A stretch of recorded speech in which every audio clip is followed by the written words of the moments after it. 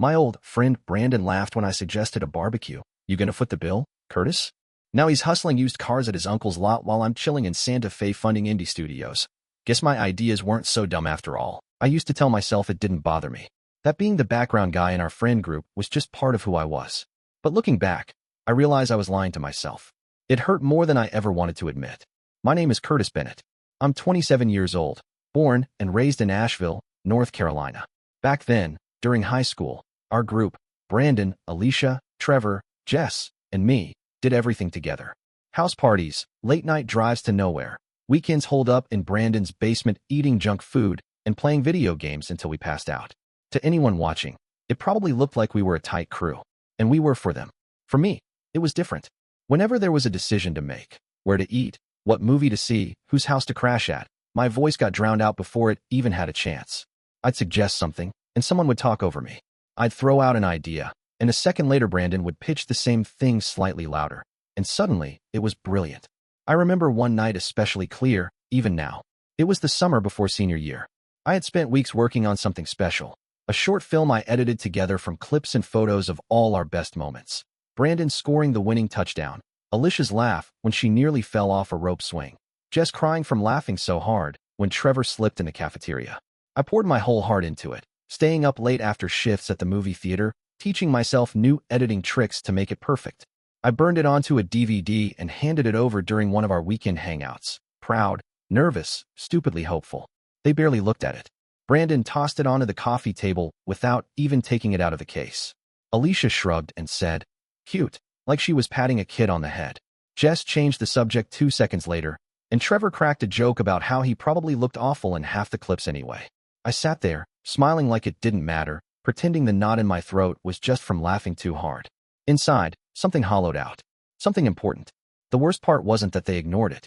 It was that I saw the exact same group, a week later, hyping up some 5-minute TikTok montage Brandon slapped together from his phone photos. They acted like he had reinvented cinema. That was the moment I realized the truth. It wasn't about the work. It wasn't about the ideas. It was about who said them. Curtis? Nobody cared. I kept quiet like always. I nodded and laughed and played along. But inside, right then and there, I made myself a promise. One day, I would be somebody they couldn't ignore. One day, I'd be standing so far above them that they'd have no choice but to look up. It was 10 years later, but somehow, nothing had changed. Our annual tradition, if you could call it that, was meeting up every August for drinks and catch-ups. Brandon always picked the spot. This year, it was a wine bar downtown that looked like it belonged in a magazine spread, all overpriced cheese boards and lighting too dim to read the menu. My name was still listed in the group chat, but it was clear nobody expected much from me. Brandon sent the invite without asking for input. Same as always. When I walked into the bar, they were already 2 drinks in, laughing about something Alicia said. I slid into the booth with a smile, pretending I hadn't noticed the way Brandon barely nodded in my direction. "Curtis," Alicia chirped, lifting her glass lazily. "You made it." "Yeah," I said. "Good to see you guys." Small talk started, safe and shallow. Jobs, relationships, stupid stories about coworkers. I listened, throwing in a comment here and there, just enough to not seem weird. But inside, the old feeling was back, like I was a ghost sitting at the table. When Brandon started complaining about the wine prices, something about not enough bang for the buck, I saw my chance. I leaned forward a little. "Hey, actually," I said, keeping my voice easy, casual. "There's this rooftop barbecue thing tonight a couple blocks from here. Indie bands, local brews, good food. Way cheaper. We could walk over after this." There was a beat of silence. Then Brandon laughed, one of those short, sharp laughs that had no real humor behind it. "Oh yeah," he said, glancing around the table. "You gonna foot the bill for the whole party, Curtis?" Trevor chuckled into his beer. Alicia grinned like it was the funniest thing she'd ever heard. Jess leaned in, smirking. "Seriously though, who even goes to a barbecue anymore? Are we like 12? I felt the heat rise to my ears, but I kept my face neutral. "It's just an idea." Alicia waved her hand like she was swatting a fly. "No one's asking for your opinion, Curtis." She said it like she was pointing out the weather. No anger, no venom. Just a simple fact, like everybody already knew it. For a second, I thought about saying something. About standing up, tossing a 20 on the table, and walking out. Instead, I sat there. I smiled like it didn't sting. I clinked glasses when Brandon toasted to the good old days. I laughed at Trevor's dumb jokes. I let them think they had won. But inside, something sharpened. That night, While they ordered another overpriced round and argued about who had the better vacation story, I sat back and made a different kind of toast, one only I heard. Here's to the day I stopped sitting at tables where I'm not wanted. Here's to the day they realized they messed with the wrong guy. Nobody saw it coming. Not even me, at first. After that reunion at the wine bar, I stopped wasting energy trying to fit into a group that didn't want me. Instead, I started focusing on the only thing I could control, my own damn future. I didn't post about it. I didn't brag. I just worked. By day, I kept my regular IT job. By night, I started researching. I fell down endless rabbit holes about blockchain, green tech, emerging markets, anything that sounded like the next big thing. I didn't have much, but I scraped together every extra dollar I could, even picking up freelance gigs to build my investment fund. My first break came with a quiet little Web3 startup based out of Denver. They were working on decentralized carbon credits. Nobody cared about it yet, but I believed in it. I threw in a few thousand, crossed my fingers, and kept grinding. That was about 6 years ago. Since then, it snowballed. First, the crypto boom hit, and my little portfolio exploded. I didn't cash out right away. I reinvested, smarter this time, into sustainable energy firms, eco-infrastructure, anything I thought had legs. I lived the same modest life I always had. Same old beat-up Camry. Same one-bedroom apartment. Same basic jeans and sneakers. Nobody suspected a thing. No Instagram flexes. No flashy new watches. No sudden influencer behavior. By the time the environmental tech boom caught fire, fueled by government grants and corporate guilt, my early equity stakes in a green energy firm made me a multimillionaire. Just like that. And the best part? I still looked like broke old Curtis to everyone else. Until I didn't. It happened by accident. A friend of a friend, some guy Trevor knew through work, heard my voice on a podcast about tech innovation. The hosts were hyping up this genius early investor Curtis Bennett, talking about my insane ROI and my low-key approach to wealth building. Within 24 hours, my phone blew up. Trevor was the first to text. Yo, man, didn't know you were into crypto. That's so sick. We should catch up. Alicia popped up next. Saw you on a podcast? Proud of you. We should collab sometime. I've been thinking about a sustainability brand. Even Jess, who once asked me what I even brought to the group, left a comment under an old Facebook post of mine. Knew you were destined for big things. I just stared at my phone and laughed. 10 years of being invisible. 10 years of them pretending I didn't exist unless they needed a body to fill a booth. And now? Now I was suddenly worth noticing. Funny how that worked. Once the secret was out, the flood started. It wasn't just Trevor and Alicia texting anymore. Brandon called me 3 times in one afternoon. Just sent a LinkedIn request, acting like we were old college buddies instead of high school ghosts. Brandon's voicemail stuck with me the most. Yo, Curtis, man, we've been thinking. You should totally help plan the next reunion. We could really use your modern touch, you know? And with your, expertise, we could take it to the next level. I listened to it twice just to make sure I heard it right. The same guy who used to talk over me at every lunch table now wanted me to modernize the group. Suddenly, my ideas weren't laughable. Suddenly, my presence wasn't optional. It would have been funny if it wasn't so pathetic. A week later, Brandon organized a Zoom call to brainstorm reunion plans. It was a mess, a half hour of them pitching random, expensive ideas like yacht parties and private concerts, pretending money wasn't an issue because now, apparently, I was their golden ticket. Finally, Brandon cleared his throat. So, Curtis, you've been killing it, man. If you, wanted to sponsor this thing, that would be huge. Totally up to you, of course. Alicia jumped in right after him. It's just, you've got such a generous heart. Always have. Always have? I almost laughed out loud. They didn't know the first thing about me. I leaned back in my chair, smiling politely. Actually, I said, pretending to think about it, I might have something in mind. Their faces lit up. What if, I continued, we go big this year? Not just a bar or a rented hall. I'm talking a private island. Caribbean. All expenses paid. Food, drinks, everything. They stared at me like I had just promised them a second chance at life. You'd do that? Jess asked, eyes wide. I nodded slowly. Sure. Why not? Let's make it unforgettable. Brandon practically fell over himself agreeing. Man, I knew you were going places. We always believed in you. I muted myself for a second, just to cover the laugh that bubbled up. They thought they had one. Thought they had hustled me into footing the ultimate party bill. But what they didn't know was that this trip, this gift, it wasn't about generosity. It was about setting the stage. Because if they thought the Curtis they used to ignore was going to fund their dream weekend without a price, they were in for a rude awakening. This time, the joke was going to be on them. The resort was everything they could have dreamed of. White sand beaches, endless ocean views, private villas with plunge pools, hand-delivered cocktails, sunset dinners. And of course, they didn't pay a dime for it. I made sure of that. I also made sure to arrive late. By the time I stepped onto the island, they had been there for hours. Long enough for the real versions of themselves to come out, the ones who didn't have to fake gratitude while I was watching. I moved through the lobby quietly, sunglasses on, keeping my distance. It wasn't hard to find them. Their voices carried across the beach like a bad radio signal. Is this it? Trevor was saying, frowning at the horizon. I thought it'd be, like, more exclusive. We're sharing the beach with other guests? I know, right? Alicia chimed in, twirling a drink in her hand. And the DJ last night? Total buzzkill. Mid at best. Just tossed her hair over her shoulder. And where's the champagne tower? I thought rich people always had champagne towers. Brandon just laughed, shaking his head. Man, Curtis is cool and all, but you can tell he's new at this money thing. This whole setup's kinda, whatever. I stood behind a palm tree, listening. Every word felt like a sharp little pin, popping whatever tiny illusion I still had that maybe, somehow, they'd changed. They hadn't. They never would. I watched as Alicia wrinkled her nose at the buffet spread. No caviar? Come on. If you're gonna go big, go big. Jess snorted.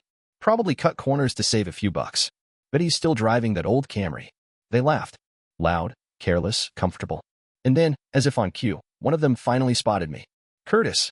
Brandon shouted, waving like we were best friends. There he is. The man of the hour. Immediately, the group shifted. Smiles plastered on. Voices got louder, sweeter. Oh my God, Curtis, this place is amazing. Jess gushed, practically jogging over. Seriously, you crushed it, Trevor added, clapping me on the back like we were long-lost brothers. Alicia grabbed my arm. We're so lucky to have you. I smiled big, easy, friendly. I let them hug me. I let them shower me with compliments. I let them think everything was perfect. Inside, though, I was already ticking off mental notes. They had trashed the trip behind my back before I even stepped foot on the island. Not even 24 hours in. Exactly as I expected. Exactly what I needed. Because this wasn't just a vacation for them. It was a test. And they had already failed. It didn't take long for the real game to start. By the second night on the island, after the booze loosened their tongues and the sunburns started peeling their polish away, the pitches began. It started casual. Brandon pulled me aside during dinner, slinging an arm around my shoulder like we were old college buddies. Hey man, he said, voice low. I've got this idea, right? Smoothie bar, but make it, like, luxury. Farm to glass or whatever. Super hot right now. I just need a little startup cash to get it off the ground. You'd be an early, dude. Ground floor. He grinned, tapping the side of his nose like we were co-conspirators. I smiled back. Sounds interesting. Write it up for me. He blinked. Wait, like, a proposal? Yeah, I said. Business is business, right? Let's be professional about it. He laughed awkwardly, but agreed. Later, Trevor cornered me by the pool. Bro, real estate is where it's at. I found this flip, cheap place, great bones. You spot me the money. We split the profits 50-50. Easy. Of course, I said smoothly. We'll draft a contract. Terms. Deadlines. His grin froze for a second, but he nodded. Then came Alicia. Curtis, she said sweetly, swirling her wine. You know I've always believed in you. I'm starting my own brand. Eco-chic handbags. Super ethical. I just need some initial backing to get the website and marketing set up. I tilted my head. How much you thinking? She beamed. Only about 40 grand to start. I laughed, genuinely. She didn't. I promised to think about it. In fact, I promised to think about all of it. Each time someone approached me, I was polite, supportive, encouraging. I let them feel smart, visionary, like they were finally getting their big break. And every single one of them, without hesitation, agreed to sign paperwork. Full legal contracts, promissory notes, business agreements. No, trust me, bro, deals here. You want business? I said, handing Brandon the paperwork the next afternoon. Let's do business. I made sure every document was airtight. Repayment schedules, interest clauses, personal guarantees, penalties for late payments, legal consequences spelled out in plain English. None of them even read the fine print. They just signed. Some joked about it. Man, Curtis is such a boss now, Trevor said, slapping the pen down. Look at you with all this paperwork. So official. Alicia giggled. Who cares? It's Curtis. He'd never actually enforce any of this. It's just for show. They thought they were cashing in on the new rich guy in the group. They thought wrong. Because while they were busy imagining dollar signs, I was busy setting traps. And once we got back to the real world, that's when the real fun would begin. It didn't even take a full month. Brandon missed his first payment. At first, I figured maybe it was just a fluke. Life gets busy. People forget things. I sent him a friendly text reminder, nothing aggressive. Just a simple, hey man, notice the payment didn't come through. Let me know if you need the details again. He replied almost immediately. Chill, bro. I'll get it to you. You know you're good. Another week passed. Nothing. So I sent an official notice, same as any lender would. Formal. Professional. No emojis. No smiley faces. That's when the joke stopped. Brandon called me, laughing awkwardly at first.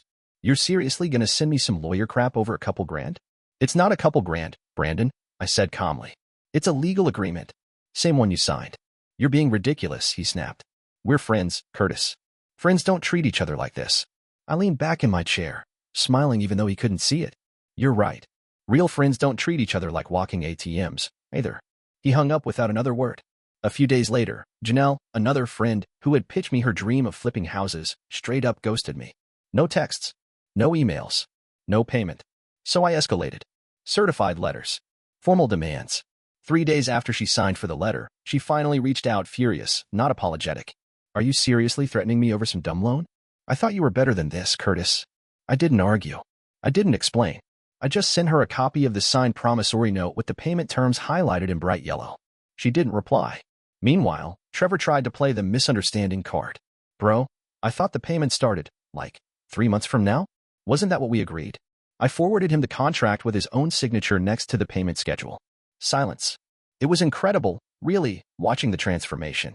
The same people who had been singing my praises, posting selfies with me at the resort, telling anyone who would listen how proud they were of my amazing success, they flipped the second they realized I wasn't going to let them off the hook. The flattery dried up overnight. The group chat we used for reunion planning went dead. Likes and comments disappeared from my social media. Little whispers started circulating. Curtis changed. Curtis thinks he's better than us now. Curtis forgot where he came from. I heard it all. I didn't care. I wasn't out for revenge. I wasn't trying to ruin them. I just wanted them to feel what I had felt for years. Invisible. Disregarded. Disposable. And the best part? I wasn't doing anything they hadn't agreed to themselves. They just never thought the day would come when their words, their signatures, actually meant something. But I did. And I wasn't done yet. They couldn't ignore me anymore. So they did the next best thing. They tried to put me in my place. It started with an invite to a casual catch-up Zoom call. No agenda listed. Just a time and a link. I almost didn't join. But curiosity got the better of me. When I logged on, there they were. Brandon, Alicia, Trevor, Jess, even Janelle, who had been MIA for weeks. All of them looking tense and way too serious for what was supposed to be a friendly check-in. Hey Curtis, Alicia said, plastering on a fake smile. Glad you could make it.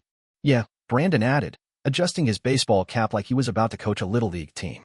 We just, wanted to clear the air a little. I leaned back in my chair, arms crossed. Clear the air. Janelle jumped in, her voice sharp. We think you've changed, Curtis. Trevor nodded solemnly. You used to be chill. Now it's like, you're obsessed with money. Alicia leaned forward, like she was about to deliver some grand moral lesson. You're treating us like business transactions instead of friends. I let them talk. I didn't interrupt. I wanted to hear every word. You're being vindictive, Jess said, crossing her arms. This whole loan thing, it's about making us feel small. I smiled. Is that how you feel? Small. Brandon scowled. This isn't funny, Curtis. We've been there for you from the beginning. Really? I said, keeping my voice calm. Remind me when exactly that was? He opened his mouth, but hesitated. So I helped him out. Was it when I edited that short film for the group, and nobody even bothered to watch it? Was it when I suggested ideas and got laughed at? Was it when Alicia told me flat out that no one cared about my opinion? Alicia's smile faltered. I kept going. Or maybe it was at the reunion, when I offered an alternative venue and you guys mocked me, told me to pay for it if I wanted anything to change. The silence on the call was heavy, thick, ugly. You guys didn't want me around because you valued me, I said, staring straight into the camera. You wanted me around because I was convenient. Background noise. Now that I'm not letting you treat me like that anymore, suddenly I'm the bad guy. Brandon's face twisted into a sneer. You sound insecure as hell, dude. Like you've been holding a grudge for a decade. Grow up. I smiled again, the kind of smile that says, I'm not mad. I'm done. Without another word, I opened my email. I had it prepped already. I hit send. A second later, each of their phones buzzed. Jess was the first to look down, her face draining of color. What the hell is this? She said, holding up her phone. Final payment demands, I said simply. Per the contracts you signed. You've got 30 days. After that, it goes to collections. Trevor swore under his breath. Janelle started sputtering something about misunderstanding the terms. Alicia looked like she might cry. Brandon just stared at the screen, mouth tight, fists clenched. Congratulations, I said, voice calm, steady. You're officially being treated like the business partners you wanted to be. I clicked leave meeting without waiting for a response. The screen went black, and for the first time in my life, the silence felt like victory. After the confrontation call, everything moved fast. First came Brandon. He missed another payment. Shocker. And I sent him a second legal notice, this time through a debt recovery agency. He thought I was bluffing. He wasn't laughing when the agency called his office and his boss got wind of it. Brandon scrambled to pull together the money, eventually borrowing from his parents just to make the first installment. His furious text afterward was just the cherry on top. "You're unbelievable, bro. All that success turned you into a snake." I didn't respond. Next was Janelle. After weeks of dodging, she finally cracked when she got an official court summons. I guess the thought of explaining a civil suit to her employer was too much. She wired the owed amount plus penalties, then blocked me everywhere. Trevor caved soon after. A friend of a friend told me he had to take out a personal loan to pay me back. When he sent the transfer, he added a one-line note. Hope it was worth it. It was. Every final payment that hit my account felt like another weight lifting off my shoulders, another rotten root pulled free. The tone shifted fast among the group. The flattery was gone. The jokes were gone. All that was left was anger and bitterness. Whispers started popping up online. Stupid vague posts about fake friends and people who let money change them. Subtweets. Snide comments. Little jabs meant to paint me as the villain. Curtis the sellout. Curtis the narcissist. Curtis who forgot where he came from. I didn't care. I didn't even waste time reading most of it. Instead, I focused on the important part. The chains were breaking. Every debt settled was another reminder that I didn't owe them anything. Not time. Not energy. Not forgiveness. When Alicia finally paid off her loan, after her parents co-signed a personal note to bail her out, I sent one last email to the group. Simple. Final. Thank you for fulfilling your obligations. Our business is now concluded. Please do not contact me again. Then, one by one, I blocked them all. No dramatic exits. No final speeches. No messy goodbyes. Just silence. For the first time since high school, I wasn't their background character anymore. I was free. Not because they finally accepted me. Not because they finally apologized. But because I no longer needed them to. It's been about 8 months since I cut them off for good. Sometimes I wonder if they still talk about me. Probably. Maybe they tell each other that I changed. That I turned cold. That success made me arrogant. The truth is, I'm finally myself for the first time in my life. Since the collapse, everything's been different. Better. I started traveling, not to show off, not to fill some Instagram feed, but because I wanted to. I spent a month in Portland working with local artists, helping them launch sustainable projects. I funded a small music studio in Austin for indie musicians who couldn't afford crazy studio rates. I visited Asheville again, my hometown, and walked past my old high school without even thinking about those endless afternoons spent feeling invisible. The peace I have now isn't loud. It's quiet. Solid. The kind you feel when you don't owe anyone an explanation. One afternoon, sitting at a tiny cafe in Santa Fe, I ran into an old acquaintance, someone who had been on the fringes of our high school group, but never cruel like the others. We chatted for a bit, catching up, the conversation easy in a way it never used to be. Toward the end, he gave me a crooked smile. "Hey, you hear about Brandon?" he asked. I shook my head. "Nope. Don't really keep up." He laughed a little. "Smoothie bar went under after 3 months. He's working part-time at his uncle's car dealership now." I just nodded. No feeling of triumph. No rush of satisfaction. Just acknowledgement. Then he added, almost as an afterthought, "And Janelle? I think she had to sell her car. That real estate gig didn't exactly pan out." I thanked him for the update, but inside, it barely registered. They weren't my story anymore. They were just something I lived through. Later that evening, I sat on a rooftop under a sky so wide and clear it felt endless. I thought about the boy I used to be, the one who made a short film hoping it would make people notice him. The one who laughed too loud at jokes he didn't think were funny. The one who thought fitting in was the most important thing in the world. I wasn't him anymore. And I didn't miss him. For once, I didn't need anyone's permission to feel like I mattered. For once, success wasn't about proving something. It was about being free. And that was worth more than all the money, recognition, or validation they could have ever given me.